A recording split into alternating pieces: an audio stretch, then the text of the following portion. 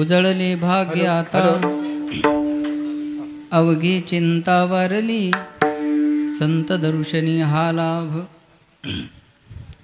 पद्मनाभ जोडीला संपुष्ट हे हृदय पेटी करोनी पोटी साठवू संत दर्शनी हा लाभ पद्मनाभ जोडीला तुका मने होता ठेवा तो या भावा सापडला संत दर्शनी हा लाभ पद्मनाभ जोडीला समचरण सरोजम सांद नीलांबुदाभम जगननेतपानिं मंडनं मंडनानां तरुण तुलसीमालां कंधरं कंजनेत्रं सदे धवलहासं विठ्ठलं चिंतयामि पांडुरंगा करू प्रथम नमन दुसरी चरण संताचिया त्यांच्या कृपादानी कथेचा विस्तारू बाबाजी सद्गुरु दास तुका शुक्लां ब्रह्म विचारसार परमा मध्यम जगद्व्यापिनी विना पुस्तकधारिणी मभयदां जड्डंधकारापः हस्ते स्फाटिकमालिकां विदधतीं पद्मासनी संस्थितां वन्दे तां परमेश्वरीं भगवतीं बुद्धिं प्रदा शारदां महायोगपीठे तटे भीमरथ्यां वरं पुण्डरीकाय दातुं मुनीन्द्रैः समागत्य तिष्ठन्तमानन्दकन्दं परब्रह्मलिङ्गं भजे पाण्डुरङ्गं नीलाम्बुजश्यामलकोमलाङ्गं सीतासमारोपितवामभागं पानो महासायतचारुचापं नमामि रामं रघुवंशनाथं जय जय श्रीराधारमण जय जय नवलकिशोर जय गोपीचित्तचोर प्रभू जय जय माखनचोर जयांचे केली स्मरण होय सकळ विद्यांचे अधिकरण तेचे बंधू श्रीचरण श्री गुरुचे ते नमस्कारून आता उजळले भाग्य आता अवघी चिंता वारली संत दर्शनी हा लाभ पद्मनाभ जोडीला प्रस्तुत प्राप्त प्रसंगी प्राप्त स्थळी चिंतन रूपी सेवेकरता निवडलेला अभंग याचे यावत भूतलावर जन्माला आलेल्या जडजीवाचा उद्धार करण्याकरिता आपला देह अखंड जिजीवणारे वितराग संपन्न पंचमेध निर्माते महाराष्ट्र भूषण देहूनिवासी जगद्गुरु जगदवंदनीय सकलकंठभूषी ज्ञानेश्वरी जगद्गुरु तुकोबाराय यांचा उत्कृष्ट असा चारचरणाचा लक्ष द्या. जीवनामध्ये झालेली संत भेटी आणि संत भेटीच्या भाग्यामुळे झालेली परमात्म प्राप्ती त्या परमात्म प्राप्तीच्या आनंदाचा अनुभव तुकोबारायच्या अभंगामध्ये मांडतायत.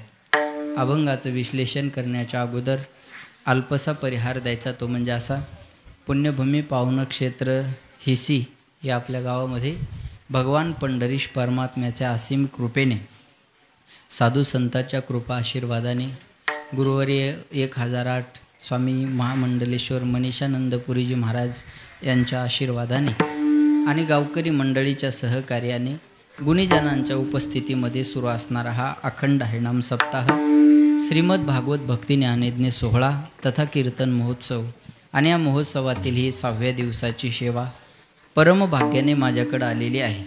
इथं येण्याचा योग ज्यांच्यामुळे आला ते या कार्यक्रमाचे आयोजक संयोजक नियोजक समस्त गावकरी मंडळी भजनी मंडळी तरुण मंडळी या सर्वांच्या विनंतीला मान देऊन आणि आमचे गुरुबंधू हरिभक्तपरायण राजू दादा सरपंच चेअरमन यांची खूप वर्षापासून मी हिशीला यावं अशी इच्छा होती आणि तो दिवस आज यावेळेस आलेला आहे. बऱ्याच वेळ फोन झाला तारखी झाल्या पुन्हा काहीतरी अडचणी आल्या आणि त्याच्यामुळं येणं राहिलं होतं. खूप दिवसाच्या नंतर तुमच्या सर्वांच्या दर्शनाचा योग आलेला आहे. त्यानिमित्तानं ज्यांच्या मुखातून आपण कथा श्रवण करत आहात ते आदरणीय ज्येष्ठ गुरुबंधू माऊली महाराज आहेत. महाराजांना धन्यवाद. दोनही मृदंगाचार्य हरिभक्तपरायण गुरुबंधू राम महाराज बालाजी महाराज दोघांनासुद्धा धन्यवाद. गायनाचार्य गणेश महाराज विठ्ठल महाराज आताच आपण ज्यांचं सुंदर चाल ऐकली ते माझ्याबरोबर आलेले महाराष्ट्रातील नामवंत गायक संतोष महाराज देवकर. नामवंत म्हणायचं कामच नाही ना अभिषेको सिंहस्य सिंहाचा राज्याभिषेक करायची गरज नसते. हा जंगलचा राजा आहे तो त्याच्या कर्तृत्वानं राजा होत असतो बरं का. म्हणून म्हणतात ना एक वाक्य बोलतो कळलं तर बघा तरुणांसाठी बोलतोय सिंहासन की चिंता मत करो सिंहासन की चिंता मत करो सिंह बन के चलो जहाँ बैठोगे वहाँ सिंहासन तयार होगा. सिंह होऊन जर चालला तर सिंहासनाची गरज राहणार नाही. तुम्ही बसाल तिथं सिंहासन तयार होईल महाराज आहे की नाही. संतोष महाराज आदी करून सर्वच महाराज मंडळी सर्वांना धन्यवाद. मस्तक हे पायावरी या वारकरी संतांच्या. शूटिंगला 3 कॅमेरे आहेत. त्यामध्ये आमचे परममित्र गायनाचार्य निळकंठ महाराज आहेत, दादा आहेत, ती एक दादा आहेत. सर्वांना धन्यवाद. सर्वांच्या चरणी विनम्र अभिवादन. विठ्ठला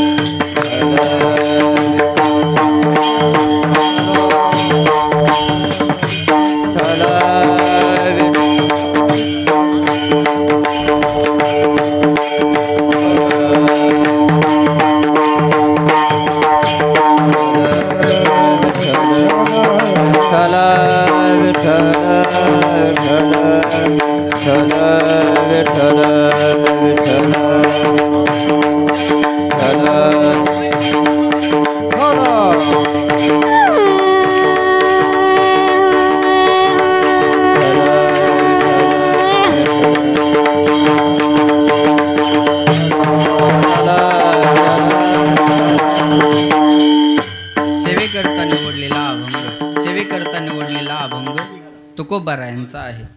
जगद्गुरु तुकाराम महाराज उजळले भाग्य आता अवघी चिंता वारली संत दर्शनी हा लाभ पद्मनाभ जोडीला. सेवेकरता निवडलेला अभंग तुकोबारायांचा आहे. जगद्गुरु तुकाराम महाराज या अभंगामध्ये संत भेटीच्या भाग्याचा अनुभव व्यक्त करतात. लक्ष देऊन ऐका बरं का. उजळले भाग्य आता. तुकाराम महाराज म्हणतात माझं परमार्थिक भाग्य आता उजळलं. का भाग्य उजळलं म्हणतात?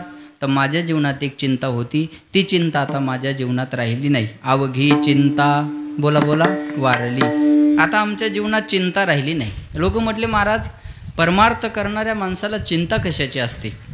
तुकाराम महाराज म्हणले परमार्थ करणाऱ्या माणसाला एकच चिंता असते, परमात्मा प्राप्तीची. आणि ती चिंता आता आमच्या जीवनात राहिली नाही. कशामुळं? संत दर्शनी हा लाभ. संताच्या दर्शनामुळं हा लाभ माझ्या जीवनामध्ये मला झाला. काय लाभ झाला? पद्मनाभ जोडला. पद्म म्हणजे कमळ, आणि ज्याच्या नाभीतून कमळ निघालं तो पद्मनाभ. तो भगवंत जोडला, मिळवला, प्राप्त केला. लोक म्हटले महाराज जोडलेला देव तुम्ही ठेवला कुठं? तुकाराम महाराज म्हणले जोडलेला देव मी माझ्या हृदयात ठेवला.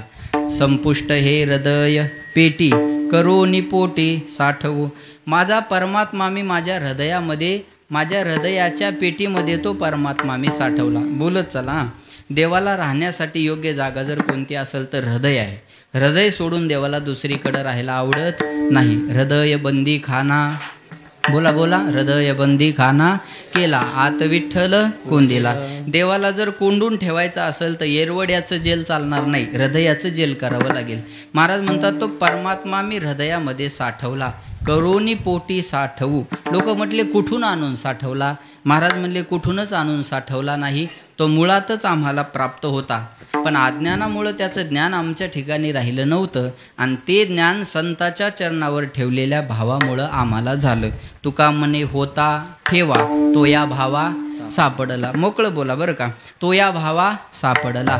भावानं देव सापडत असतो बरं का. भाव बळे आकळे एरवी न आकळे करतळी आवळे तैसा हरी. एवढा प्रभू भावे तेने संपुष्टी राहावे. देवा कारणे भाव तस्मात नलगे द्यावे फारसे वित्त. बरोबर. देवाला आपलंसं करण्यासाठी भाव पाहिजे. बरोबर आहे.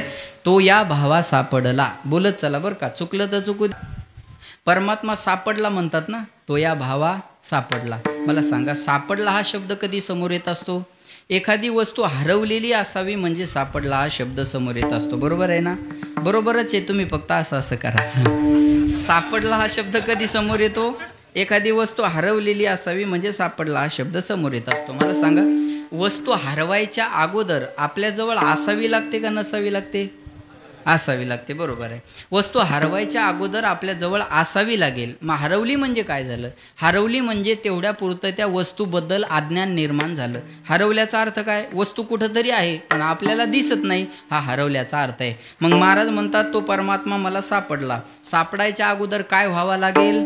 हरवावा लागेल. बरोबर. हरवायच्या अगोदर जवळ बोला बोला बोला बोला बोला ना असावा लागेल, आहे की नाही? मग देव आपल्या जवळ आहे का नाही आपण पाहू. तैसा हृदयामध्ये मी रामू असता सर्व सुखाचा. रामू आहे ना इथं कोणतरी? हां. तैसा हृदयामध्ये मी रामू. असता सर्व सुखाचा आराम. बरोबर. सर्वा घटी राम देहादेही. बोला बोला बोला. देहादेही एक सूर्यप्रकाश सहस्र रश्मी. प्रत्येकाच्या हृदयात देव आहे. बरं. ते प्रत्येक गोष्टीत राम पाहिजे. बोलण्यात राम पाहिजे, गाण्यात राम पाहिजे, वाजवण्यात राम पाहिजे. लोक म्हणतात त्याच्या बोलण्याकडे लक्ष देऊ नका. हो, त्याच्या बोलण्यात राम नाही. राम नाही म्हणजे दम नाही, आहे की नाही. म्हणून म्हणतात जिंदगी जब तक रहेगी फुर्सत न होगी काम से, कुछ समय ऐसा निकालो प्रेम कर लो राम से.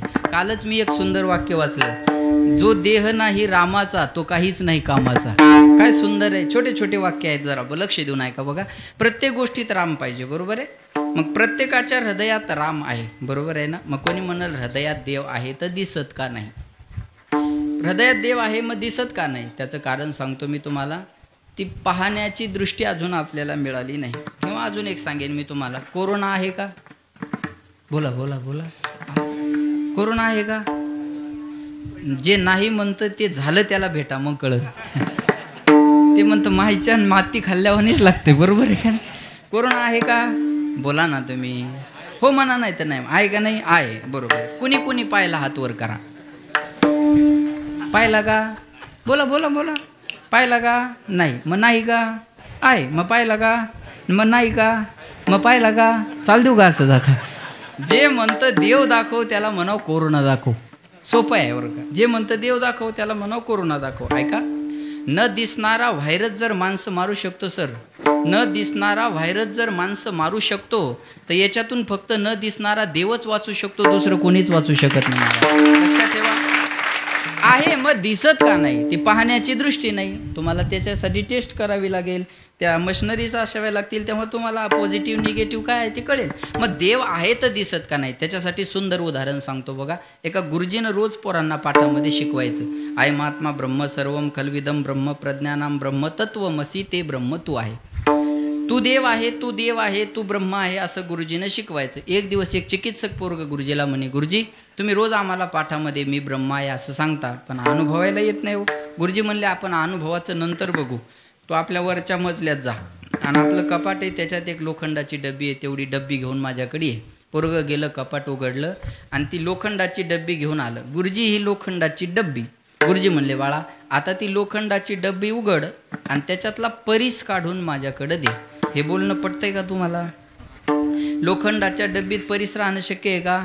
नाही. लोखंडाचा आणि परिसाचा स्पर्श झाल्याबरोबर लोखंडाचं काय होतं. सोनं होतं. सामान्य माणसाला कळतं. पोरग म्हणे काय बोलताय गुरुजी.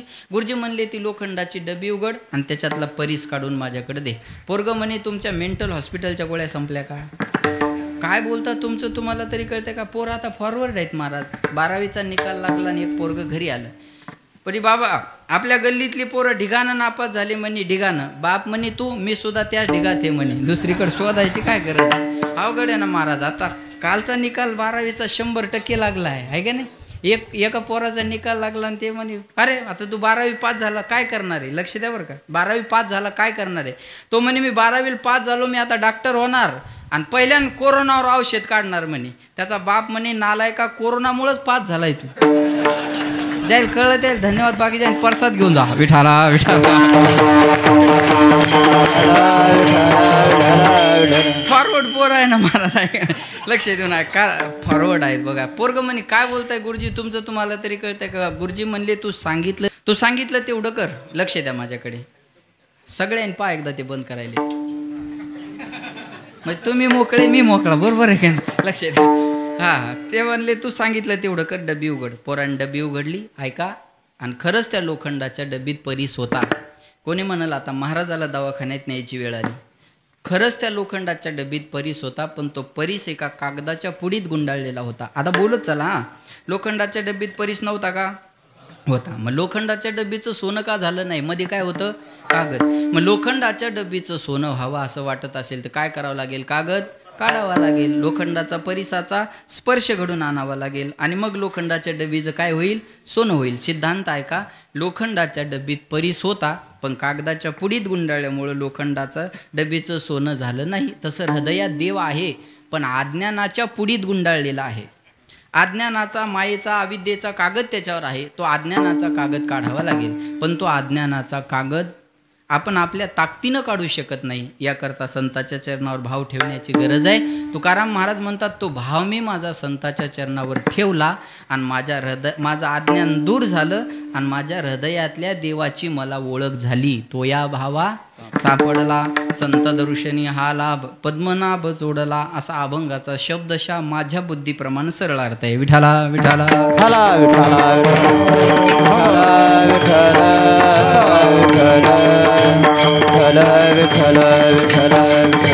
सज्जनो, प्रत्येक माणसाच्या जीवनातले 2 दिवस महत्त्वाचे असतात बघा. एक येण्याचा दिवस आणि दुसरा बोला बोला बोला बोला जाण्याचा. ज्याला येण्याचा दिवस मिळतो त्याला जाण्याचा दिवस मिळत असतो, बरोबर आहे. येण्याच्या दिवसाला एक महत्त्व दिलं जातं. हाराकडं पहा एकदा. हां हां, म्हणजे ऐकण्यातलं सुटत नाही, तत्परता असली पाहिजे. लक्ष द्या. येण्याचा एक दिवस महत्त्वाचा मानला जातो आणि जाण्याचा एक दिवस महत्त्वाचा मानला जातो. कबीरा जब हम पैदा हुए, लक्ष द्या बरं का. कबीरा जब हम पैदा हुए जग हसे हम रोए, ऐसी करनी कर चलो कि हम हसे और जग रोए. बघा, आपण जन्माला आलो त्या दिवशी आपण रडत आलो, पण जाताने आपण शांत असतो आणि हसणारे रडत असतात, बरोबर आहे की नाही. लक्ष द्या. कबीरा जब हम पैदा हुए जग हसे हम रोए, ऐसी करनी कर चलो कि हम हसे और जग रोए. आपण हसत जावं आणि जगाने आपल्यासाठी रडावं, असं काहीतरी जीवनामध्ये माणसानं केलं पाहिजे. एक म्हणे नाही जग रडलं तर, म्हणलं निदान आपलं गाव तरी रडावं. एवढं तर चांगलं कर ना. म्हणजे गावच रडलं पाहिजे ना. म्हणे हो, मग चांगलंच करायची काय गरज आहे. म्हणे जिवंतपणी सगळ्याकून पैसे घ्यायचे, न देताच मरून जायचं. नाही गाव रडलं मला, हे बी रडवणंच आहे ना. जेवढा राम प्रसिद्ध आहे तेवढा रावणही प्रसिद्ध आहे. जेवढा कृष्ण प्रसिद्ध आहे तेवढा कंसही प्रसिद्ध आहे. जेवढा गोकर्ण प्रसिद्ध तेवढा धुंदुकारी प्रसिद्ध.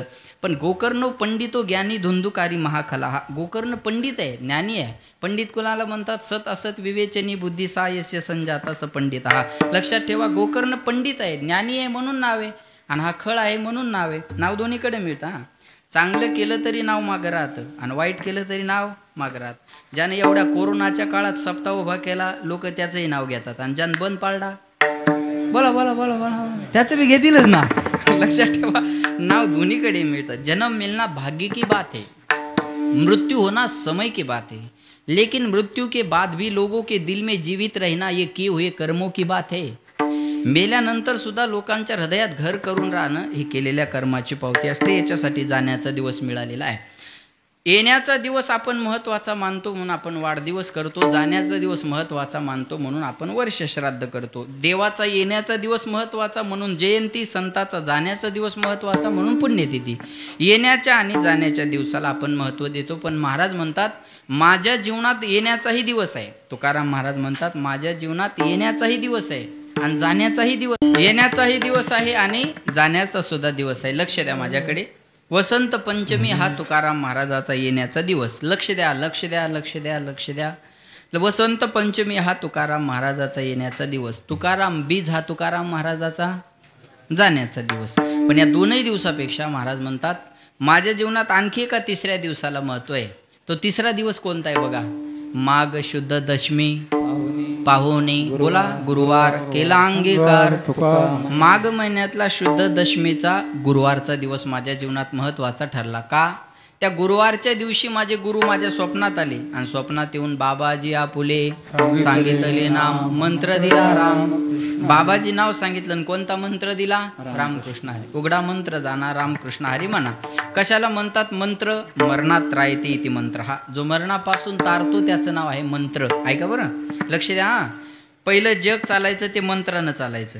त्याच्यानंतरचं जग तंत्रानं चालायला लागलं. त्याच्यानंतरचं जग यंत्रानं चालायला लागलं. सध्याचं जग षडयंत्रानं चालतं. कळतं? लक्षात ठेवा. मंत्र दिला रामकृष्ण हरी, हा मंत्र दिला. लक्षात घ्या. आणि स्वप्नात येऊन माझ्या गुरुने मला काय मागितलं? पडिला मागती तुप पावशर, पडिला विसर स्वप्न माझी, पडिला विसर स्वप्न माझी. मागती तुप पावशर, पडिला विसर स्वप्न माझी, पडिला विसर स्वप्न माझी. महाराज म्हणतात माझे गुरु माझ्या स्वप्नात आले आणि स्वप्नात येऊन काय मागितलं? बोला बोला. भोजना मागती तुप पावशर हे बघा तुमच्यात बोलू नका, लक्ष द्या माझ्याकडे. भोजना मागती तुप पावशर पडीला हवी सर स्वप्न तूप मागितलं जेवणासाठी, किती मागितलं? पावशर. जेवण आज होतं मधुकर दादांच्या इथं, काय खावं कळत नव्हतं बघा. बासुंदी होती, गुलाबजाम होतं, पुन्हा काय गोड काय होतं, कोशिंबीर, पनीरची भाजी, अजून 2-3 भाज्या, चिवडा बी लय जेवायला होतं महाराज. लक्षात ठेवा, ताट भरून. तसं भोजना मागती तुप पावशेर. तूप मागितलं आणि किती मागितलं? पावशेर. थोडं झालं का या जमान्यात पावशेर तूप? मोगल सर आता तूप म्हणलं की चूप, आता तूप म्हणलं की बोलायचं नाही. एक पंक्तीन पळत होतं, तूप तूप तूप तूप तूप तूप तूप. त्याला म्हणलं वाढ ना, म्हणजे वाढायचे दिवस गेले, आता ऐकायचे दिवस आहेत. आज तुपाची एवढी वानवा आहे. लक्ष द्या, भांड्याच्या दुकानात गेलं तर दुकानदाराला म्हणावं लागतं तुपाचा चमचा द्या, भाजीचा चमचा वेगळा. ऐकताय ना?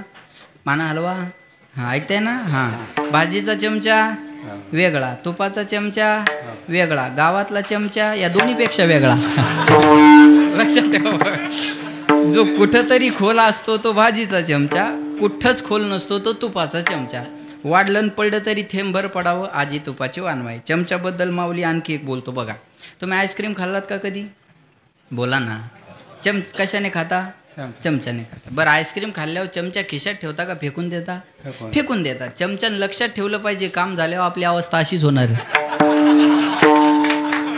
चपर चपर करून फायदा नाही महाराज. 5 वर्ष कुठं निघून जातील, दुसरी पार्टी आली तर पुन्हा झपके खायला लागतील. बरोबर आहे का नाही? अवघडच आहे ना महाराज, लक्षात घ्या. बघ चला, आणखी एक चमच्याचा दुर्गुण सांगतो. चमचा ज्या भांड्यात जातो त्या भांड्याला रिकामं करतो. ज्याला रिकामं व्हायचं नाही त्यानं चमच्यापासून सावध राहायचं महाराज. बस लक्षात ठेवा बरं का. कुठंतरी खोल असतो तो भाजीचा चमचा. तुपाची वानवाई. काय भाव आहे सध्या चांगल्या तुपाचा? बोला बोला बोला. आम्हाला माहीत नाही, आम्ही फुकटचं खातो. फुकटचं खातो म्हणजे आणायचं काम नाही असा त्याचा अर्थ आहे. बा 600-700 रुपये चांगल्या तुपाचा भाव आहे. मी लहानपणी पंक्तीला जेवायला जायचो.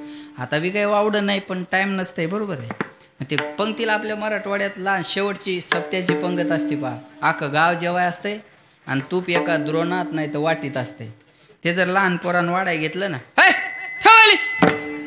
तू पाणी वाढ पाणी. बरोबर आहे. त्याला तूप वाढ देत नाही बघा. सगळं वाढून झालं ना, अशी लंबी पंगत बसलेली असते. गावात एकच माणूस असतो तूप वाढणारा, त्या शामरावला बोलवा, त्याच्याशिवाय तुपाचं जमणार नाही. मग तो येणार, अशी लंबी पंगत बसलेली, बाया मागं करणार, एका हातात वाटी नाही तर दुरण धरणार, 4ही बोटं एकदाच बुडवणार आणि असं पळत राहणार पंक्तीनं. ज्याच्या नशिबात असेल त्याच्या नशिबात एखादा थेंब पडतो. आजी तुपाची वानवाय. आणि तुकाराम महाराज म्हणतात, माझ्या गुरुनी मला पावशेर तूप मागितलं. ऐका, चला आपण सोपं सोपं करू, जास्त अवघड नाही. पाव म्हणजे किती हो? किलोचा 4था भाग, 1/4 आहे की नाही? 1 किलोचे समान 4 भाग केले की एका भागाला काय म्हणतात? पावशेर. ऐका, तसं वेदांत, हे पहा, 1 किलोचे समान 4 भाग केले की एका भागाला पावशेर म्हणतात. तसं वेदांत शास्त्राने अंतकरणाचे 4 भाग केले. मन, बुद्धी, चित्त आणि अहंकार. याच्यातला एक भाग झाला चित्ताचा, पावभाग झालं चित्त. ऐका, जसं व्यवहारात तूप सार आहे तसं परमार्थात चित्त सार आहे. Body present, mind absent. शरीरानं सर्वच माझ्या पुढे बसलेले आहे, पण कुणाचं चित्त कुठं आहे काय सांगता? लोक कीर्तनात असे बसतात का तिथून महाराजही दिसावा आणि चप्पलही दिसावी. सेंटर पॉईंट, दोन्हीचा मध्य साधावा लागतो आहे का नाही? कधी चपलाकडं पाहायचं, कधी महाराजाकडं पाहायचं. बरोबर आहे का नाही? चित्त नाही नामी तरी ते व्यर्थ. लक्षात ठेवा बघा. परमार्थात चित्त सार आहे, व्यवहारात तूप सार, परमार्थात चित्त सार. मग तुपाचा आणि परमार्थाचा काय संबंध? मृदू सभा हे नवनीत, तैसे सज्जनाचे चित्त. ऐका, मग ते चित्त माझ्या गुरुने मला मागितलं. कधी? माघ महिन्यातल्या शुद्ध दशमीच्या गुरुवारच्या दिवशी माझे गुरु स्वप्नात आले. बाबाजी नाव सांगितलं, रामकृष्ण हरीचा मंत्र दिला. माझ्या गुरुचं स्वप्नात मला दर्शन झालं. ऐका बरं, स्वप्नात दर्शन झालं महाराजांना. तुकाराम महाराजाला स्वप्नात अनुग्रह झाला तर एवढं स्वतःला भाग्यवान समजतात. आपले गुरु तर आपल्याला 8 दिवसात भेटतात महाराज. आपण किती भाग्यवान आहोत सांगा बरं, किती भाग्यवान आहोत. लक्षात ठेवा, माझ्या गुरुचं मला दर्शन झालं, तो दिवस माझ्या जीवनात भाग्याचा ठरला. त्या दिवशी माझं भाग्य उजळलं. हे अभंगाच्या पहिल्या चरणात. उजळले भाग्य आता, उजळले भाग्य आता, उजळले भाग्य आता